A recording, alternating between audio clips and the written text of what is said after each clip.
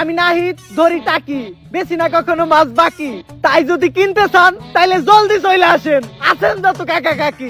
আর এইরকমই ভালো ভালো প্রাকৃতিক কন্টেন্ট পাইতে আমার টিকটক আইডিটা ফলো দিয়ে রাখেন। সবই তো ঠিক আছে ভাই, কিন্তু আপনি এনে কন্টেন্ট দেখলেন কই? ছোট ভাই তুমি বুঝো না কেন, টিকটকে কন্টেন্ট চলে না, তাই এইটাই টিকটকের কন্টেন্ট। তো গায়েস ভিডিওটা দেখতে থাকেন, আমি কেদার তল থেকে মাছতে হমু, সাথেই থাকেন।